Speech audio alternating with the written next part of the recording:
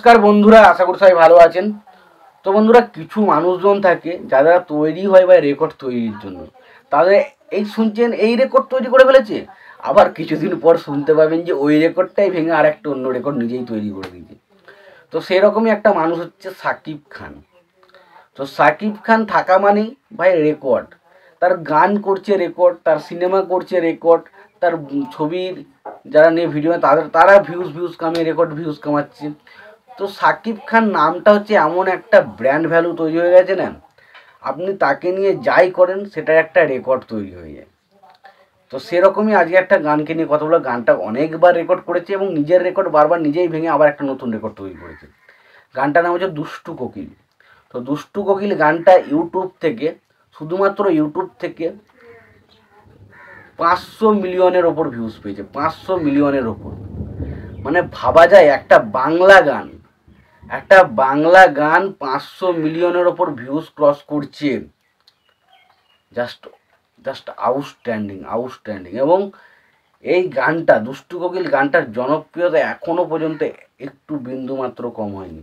মানে গানটা রিলিজ করেছে আগের বছর, এখন এবছরে হতে চাইছে, কিন্তু এখনও পর্যন্ত বিন্দুমাত্র গানটার কোনো খামতি কিন্তু আমরা দেখছি না, বিন্দুমাত্র কিন্তু কমতি আমরা দেখছি না এই গানটা নিয়ে। তো গানটার যদি আমি ভিউজ এবং লাইক যদি কাউন্ট করি, তো চরকিতে গানটা টোটাল ভিউজ পেয়েছে 350 মিলিয়নের মতো ভিউজ পেয়েছে, এবং সেখানে লাইক পেয়েছে 1.1 মিলিয়ন। এবার যদি আমরা এসবিএফের কথা বলি, তো এসবিএফ থেকে টোটাল ভিউজ এসছে হচ্ছে 151, অর্থাৎ 151 মিলিয়ন ভিউজ এসছে। এবার যদি আমরা লাইকের দিকে আসি, লাইক এসছে 4,56,000, ওই মোটামুটি 5 লাখের কাছাকাছি, 4,56,000, মানে এদিক ওদিক করে 5 লাখের কাছাকাছি এসে গেছে। তো ধরুন এসবিএফ থেকে 5 লাখ লাইক, এবং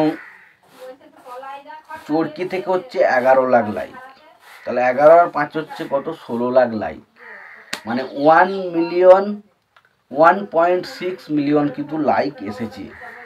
আর ভিউজের কথা বললে, ভিউজ এসছে চরকি থেকে 300 এবং এসবিএফ থেকে 151, তাহলে টোটাল হচ্ছে কত,